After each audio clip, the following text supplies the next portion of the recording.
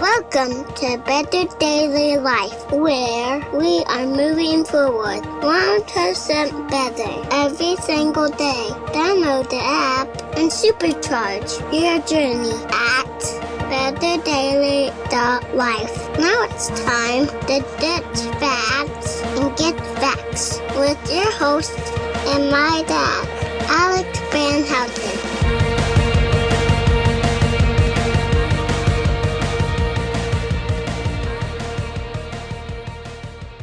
What is up, Betterment family? This is Alex Van Houten in Better Daily Live. Happy Tuesday. It is Nutrition Tip Tuesday, and today we're going to go through something from a nutrition perspective to help you on your 1% better journey. And today we are talking about the grit phase. Specifically, we're going to be talking about sugar, since today is the 11th day of the Faithful 40 Challenge. You guys keep up the amazing work with your commitment posts. Between mindset, nutrition, and exercise, several of you are already seeing changes in yourself.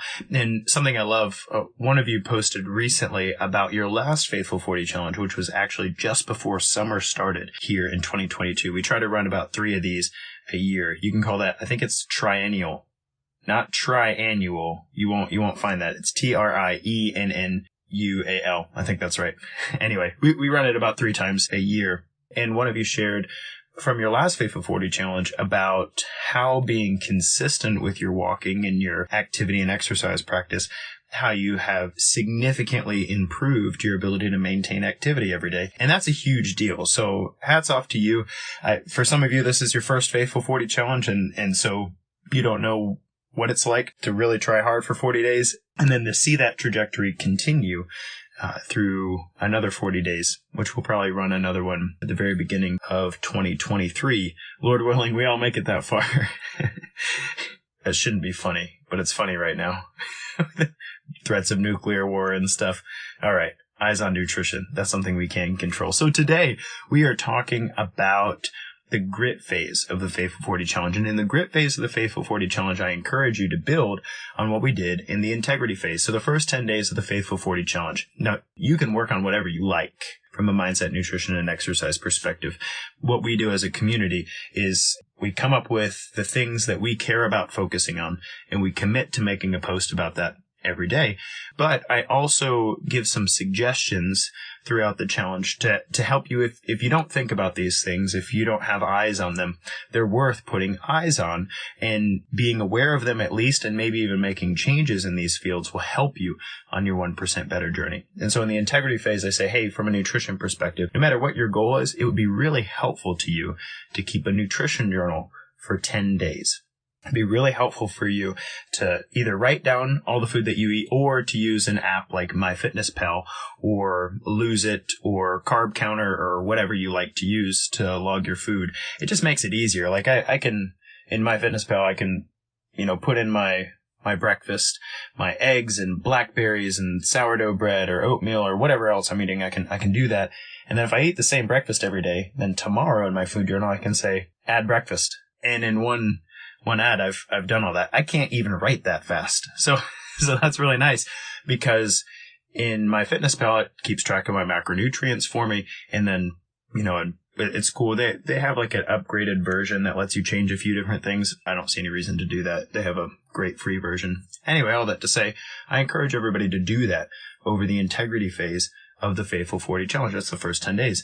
And then the next 10 days in the grit phase. And it's called grit for a couple reasons. One is this is the time when people most often fall off the wagon, so to speak. So if you're trying to make changes to your way of life, if you're trying to improve yourself and you go hard for 10 days, day 11 through day 20 is the time where things happen. Things will happen in your life that will shift this down the priority list, and fine. But if you have some grit, if you're willing to develop some grit, and grit is a complicated word, which I've covered in a few different places. In fact, I'll drop a link to a poem I wrote about grit for a friend in the notes below if you like more of a word picture on what the word grit means. But in short, grit is like the stubborn, enduring perseverance to hold on to the things that matter to you, and in a way, become a leader who will not give up. That's what grit means. And in the Faithful 40 Challenge, the nutrition focus during the grit phase is sugar. And that isn't get as much sugar as you possibly can every day. That is start becoming aware of how much sugar you're eating and start making some decisions about whether or not that needs to be around. I've covered sugar a number of times in a number of places, but I want to paint a picture for you today. So I have some orange juice. Who doesn't like orange juice? Orange juice is wonderful. I have some orange juice right here. We keep orange juice on hand because we mix it with kefir in our house. Kefir is a fermented dairy drink, so it's actually slightly lower sugar. You trade the sugar for some good, helpful lactobacillus microbes that'll help your digestive tract. But we mix it with a little bit of orange juice for our kids. So my kids never ask for a glass of orange juice. They say, "Hey, Dad, can I have some kefir and orange juice?" They know that I'm going to mix a couple ounces of orange juice with a couple ounces of kefir, and it's like a creamsicle, or at least in our house, that's what passes for a creamsicle. And that's nice because orange juice, here, we'll look at the label real quick. Do you see that? Do you see the label of the orange juice there? It's 110 calories, 2 grams of protein, 0 grams of fat, 27 grams of carbohydrate, and in those 27 grams of carbohydrate, 24 grams of sugar per 8 ounces. 24 grams of sugar per 8 ounces. That means 4 grams of sugar per ounce. Not a lot of ounces per gram of sugar there. So orange juice, I love orange juice. It's high in vitamin C and whatnot, but it's also, it's basically liquid sugar. I'd rather you eat an orange if you're somebody who's on a weight loss journey or a fat loss journey trying to keep your blood sugar stable. Orange juice is basically like candy. So I have the equivalent right here. I have the equivalent amount of sugar as 4 ounces. So half a serving of orange juice here. That is 12 grams of sugar. I have that equivalent in jelly beans right here in a cup. Do you see how many jelly beans that is? That's a lot of jelly beans. That's a cup full of jelly beans.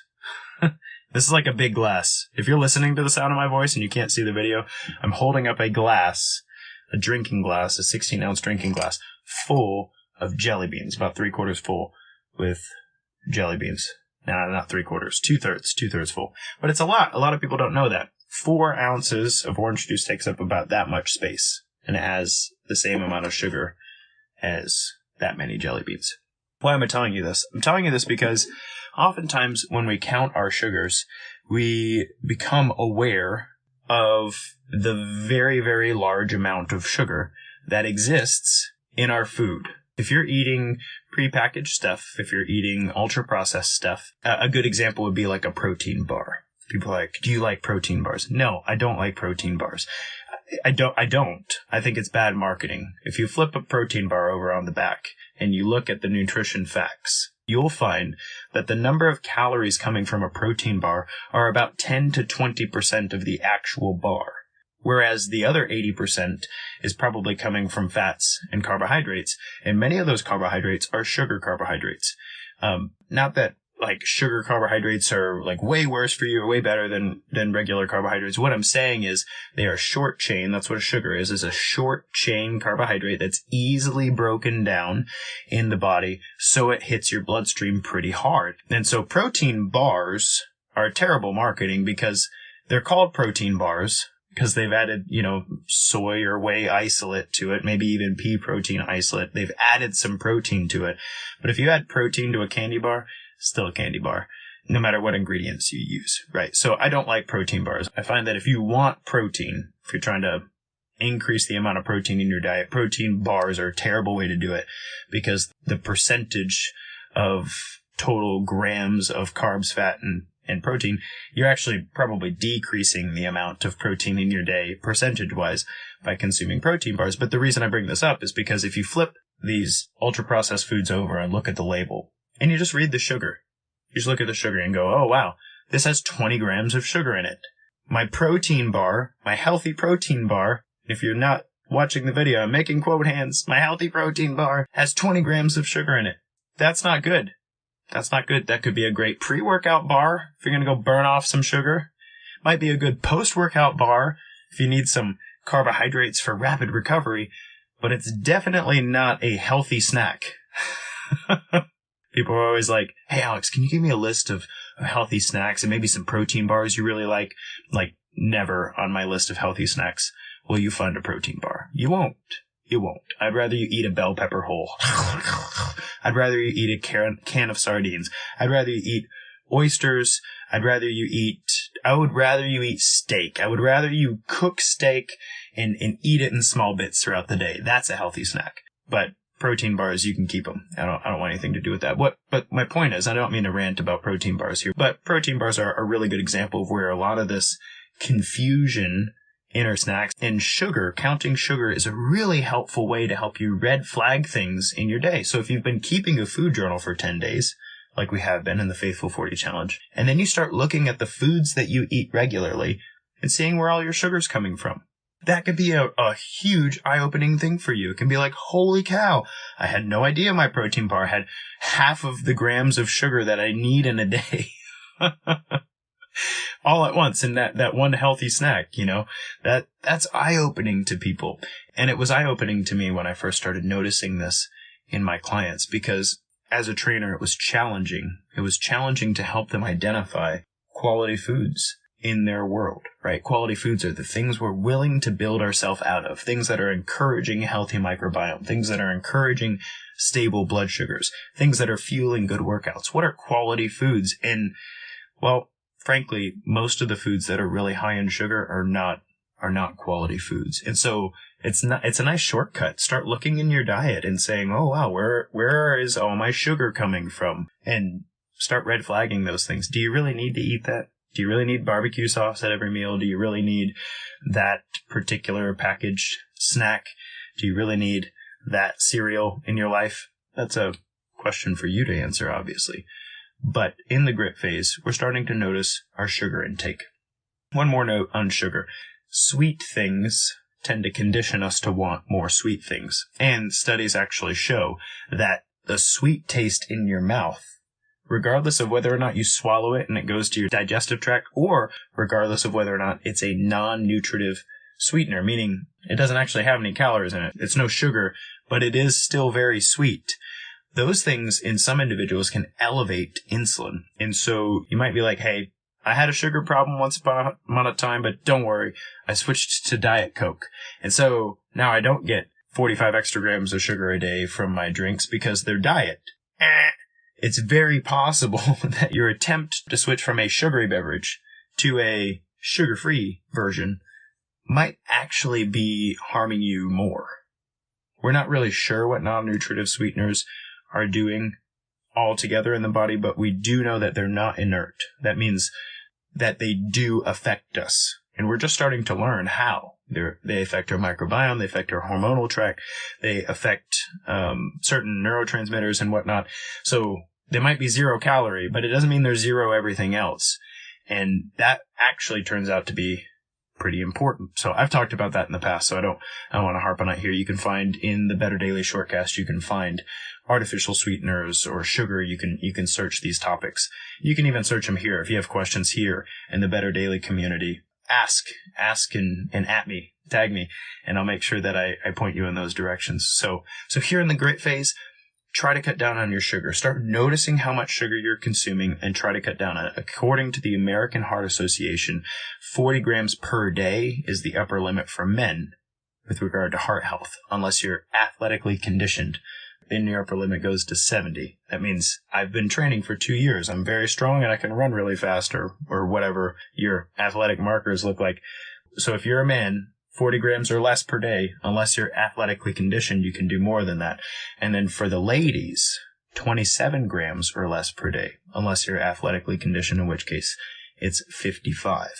So those are important numbers to know. And the reason athletic conditioning has anything to do with how much sugar is healthy for you to consume is because if you're using those sugar molecules as energy, they're not floating around in your bloodstream causing damage and wreaking havoc on your hormonal system. Your body has a better ability to regulate sugar when you're athletically conditioned. So that's a lot to say, but here in the grit phase, let's start noticing our sugar intake. Let's start working to knock out some of those red flag things that just don't need to be a part of our diet and are elevating our sugar needlessly. And if you have questions about sugar, artificial sweeteners, should I be eating fruit, yes or no, that sort of thing, please ask them, and I'll be happy to field those. Guys, this has been Alex Van Houten in Better Daily Life. Thank you for joining me for Nutrition Tip Tuesday. Keep up the good work in the Faithful 40 Challenge, and tomorrow is Wild Wednesday. Who knows what we're going to do? Until then, it's just 1%. You got this.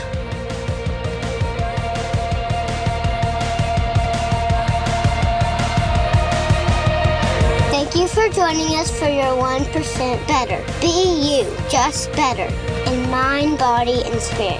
Go to betterdaily.life, download our app, and check out our 5-star coaching resources. We all have a cross to carry. It's lighter when we do it together. Go to betterdaily.life today.